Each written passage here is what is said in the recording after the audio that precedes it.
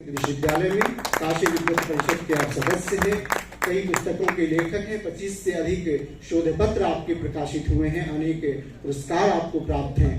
आपको सादर आग्रह करते हैं अभिभाषण के लिए।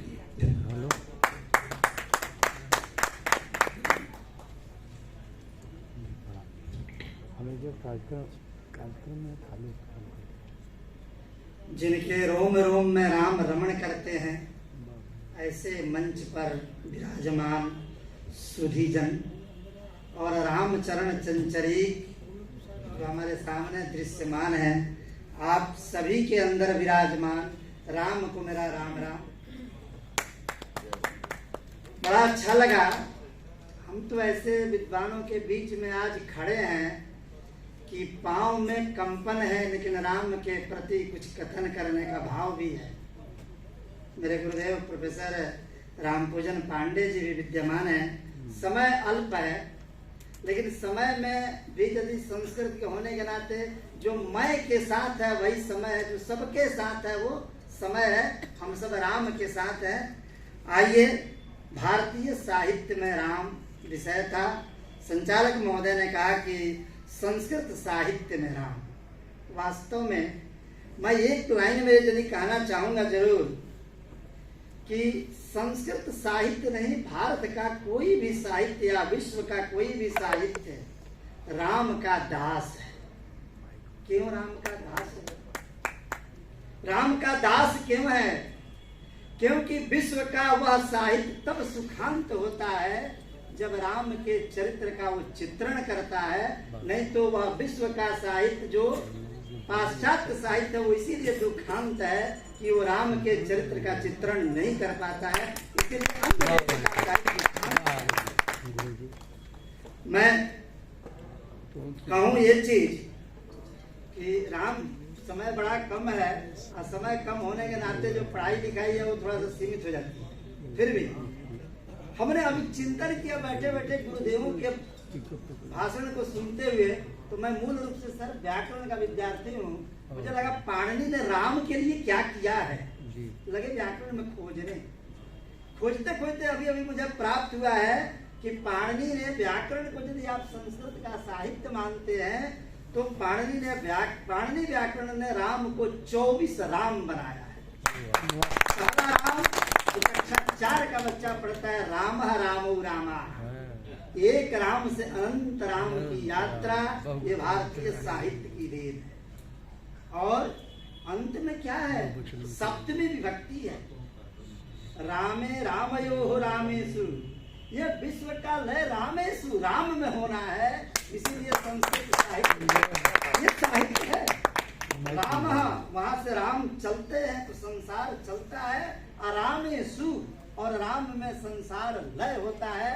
और अंतिम जो संबोधन का राम है, जब राम लय होते हैं तो क्या बोलता है? हे राम, हे राम, हे राम। ये पाणिनि का साहित्य है। मित्रों, राम जब हनुमान चालीसा देखिए, क्यों पाश्चात्य साहित्य दुखांत है, क्यों पाश्चात्य साहित्य करुणांत है, क्यों पाश्चात्य साहित्य मलिन है, उसके पीछे एक कारण है। राम रसायन तुम्हारे पासा, सदा रहो रघुपति के दासा। जो साहित्य में राम का रसायन न हो, उस साहित्य की जीवंतता कैसे? जो साहित्य राम का दास न हो, वो साहित्य चलेगा कैसे? क्योंकि राम का दास होना पड़ेगा, तब जाकर के वो साहित्य चलता है। एक गुरुदेव सुबह सुबह थे, काशी विश्वविद्यालय, हिंदू विश्वविद्यालय से आए थे। मैंने चिंतन किया कि ये जो रामोत्सव दैनिक जागरण कर रहा है, तो कोई पत्रकारिता का भी साहित्य रहा होगा, नहीं तो ये रामोत्सव साहित्य आता कैसे?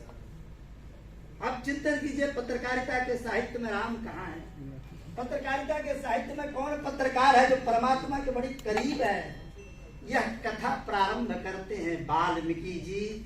उस पत्रकार से कथा प्रारंभ, शायद हमें लगता है कि दैनिक जागरण का ही वो महान पत्रकार रहा होगा जिससे वाल्मीकि पूछते हैं। क्या पूछते हैं मित्रों? तो कहते हैं, तपस्वाध्याय निरतम तपस्वी बाग विदाम बरम। नारदा परिप्रेक्ष वाल्मीकि मुनि पुंगवम। दैनिक जागरण का एक संपादक थे वाल्मीकि, प्रशांत थे। वो कहते हैं कि नारद विश्व का सबसे बड़ा पत्रकार। कहते हैं कि पत्रकारिता का साहित्य देखिए कैसे प्रारंभ होता है, राम से। ये राम से कैसे प्रारंभ है? तो त्रेता युग की ये कथा है। वो कहते हैं कि तपस्वाध्याय ऐसा कौन है जो तप में निरत हो, स्वाध्याय से कभी विरत न हो। तपे निरत, स्वाध्याय में कभी विरत न हो। ऐसा तपस्वी वाग विदाम, जिसकी वाणी में सरस्वती नृत्य करती हो, ऐसा शुद्धि उपास्य वागी से वाग्घरी कौन है मित्रों? तो पूछते हैं वाल्मीकि पत्रकार नारद से, और कहते हैं कि नारद उस समय के पत्रकार वेद विद्या से प्रतिष्ठित थे। आज के पत्रकार क्राइम विद्या से प्रतिष्ठित हैं। क्राइम को छोड़िए, वेद विद्या प्रतिष्ठित जो नारद पत्रकार थे विश्व का, जो समाचार को बिना पेट्रोल से और बिना जो है सूचना क्रांति के अभितंत्र से भी अलग होकर के सूचनाओं का आदान प्रदान करते थे, ऐसे नारद जी कहते हैं। क्या उन्होंने कहा? तब उत्तर देते हैं, ऐसा कौन है इस धरती पर जो तपस्वी भी हो, जो वाणी का बड़ा ही सदा हो, और जिसके राजनीति में दुनिया के नीति लय करती हो, और पाणिनि का जो व्याकरण बताया, जहां से दुनिया निकलती हो अपना दुनिया वहीं पर चली जाती हो, ऐसा इस धरती पर चलता फिरता मांस का लोथड़ा कौन है? ऐसा पूछा वाल्मीकि ने। किससे पूछा? पत्रकार से पूछा। और दैनिक जागरण का यह दायित्व भी बनता है, और दायित्व है भी, उसका दायित्व का निर्वाह भी कर रहा है। वो उसी राम के चरणों पर ये जागरण चल रहा है। यही कारण है कि जागरण के साहित्य की जीवंतता शाश्वत अमर बनी हुई है, हम सब पढ़ते रहते हैं। आगे मैं कहूं कि फिर वो कहते हैं कि भारत का साहित्य कैसा है। वो बताते हैं 14,000 राक्षसों से मुक्त करके अनंत गुणवान राम के 16 गुणों की स्थापना करते हैं नारद जी। 16 गुणों का मित्र, और ये 16 गुण ही भारतीय साहित्य की परम नींव है। नहीं तो भारतीय साहित्य अब तक डोल गया होता। और ये साहित्य का जो अर्थ है हितेन सहित, वो हितेन सहित नहीं होता, वो 16 गुण है, जिसके 4-5 गुणों का वर्णन करके मैं अपना स्थान ग्रहण करूंगा।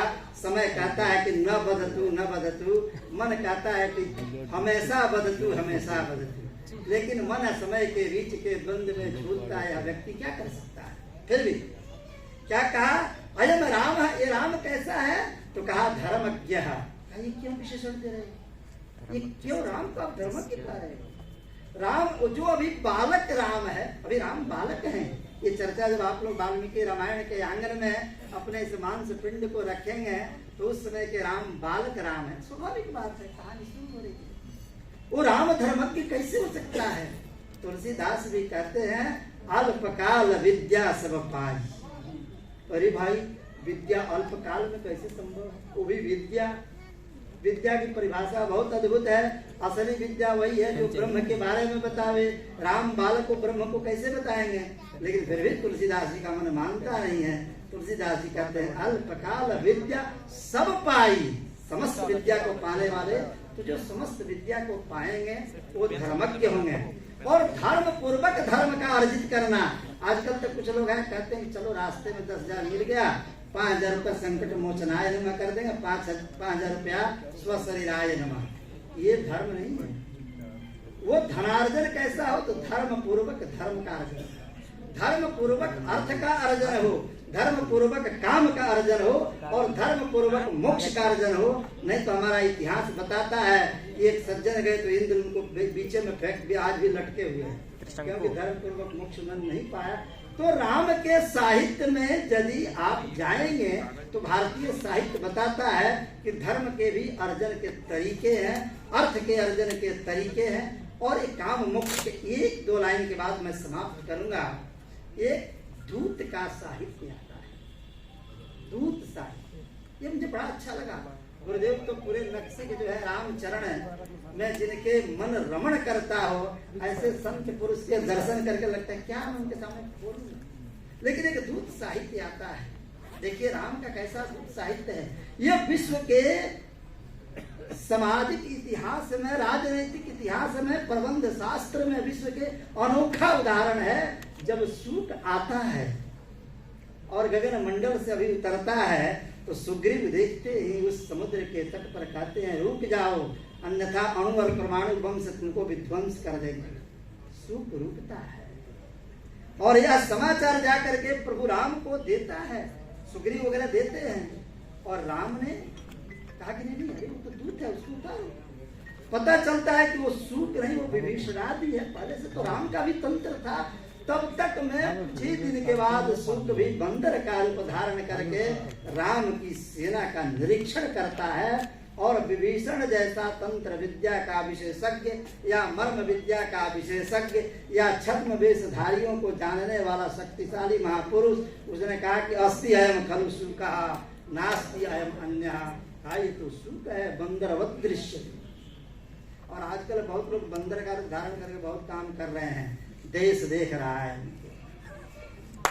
मित्रों, तब तक में उस सूप को जब पकड़ा जाता है और प्रभु राम के पास ले जाया जाता है तो होता है कि दूत को दंड दिया जाए। प्रभु राम कहते हैं कि दूत का भी एक धर्म है और दूता अदंडनीय। वाल्मीकि रामायण में आता है प्रसंग, दूत कभी दंड का पात्र नहीं है, अदंडनीय दूता। और दूत का सम्मान होता है और उस सेना का कोई ऐसा कक्ष नहीं है जिसमें उस दूत को घुमाया नहीं जाता है। और कहा जाता है कि उस रावण को जाकर के बताना, देखिए वहीं लंका में जब एक दूत प्रभु राम का जाता है उसकी पूछे जलाई जाती है। ये लंका के दूत का साहित्य है। और भारत में क्या है कि दुश्मन का भी यदि दूत है तो भारत का साहित्य कहता है कि इसको आप अभिनंदित करो, इसको आप वंदित करो और दूत के साहित्य से समर्चित करो। ये भारतीय साहित्य है। मैं बहुत समय ले लिया, मैं अब लास्ट में मैं जरूर कहूंगा कि राम को हम क्यों जानते हैं? राम को हम जानते हैं क्योंकि मेरे पास साहित्य, मेरे पास साहित्य क्यों है अभी तक जी? क्योंकि मेरे पास राम है। तो राम और साहित्य का अन्योन्याश्रय है। और मैं बताऊं कि मेरा साहित्य अभी जीवित है, जीवित रहेगा। इसके पीछे कारण है, क्योंकि वाल्मीकि कहते हैं रक्षिता स्वस्य धर्मस्य। राम का चरित्र जो साहित्य गाता है, राम अपने धर्म की रक्षा करते हैं और केवल अपने धर्म की नहीं, स्वजन से रक्षिता, और अपने जन के भी धर्म की रक्षा करते हैं। अरे मूर्खों, तुम मेरे धर्म के ऊपर उंगली मत उठाओ। मैं उस देश के डीएनए से जुड़ा हूं जो तुम्हारे धर्म की रक्षा के लिए भी मैं 4 कदम चलता हूं। ये डीएनए राम का साहित्य है सर। ये डीएनए जो है राम का चरित्र है। अंतिम पंक्ति, वेद वेदांग तत्वज्ञ धनुर्वेदे च निष्ठित। राम बताते हैं, वाल्मीकि कह रहे हैं कि राम कैसे है, तो धनुर्वेद में परिनिष्ठित है।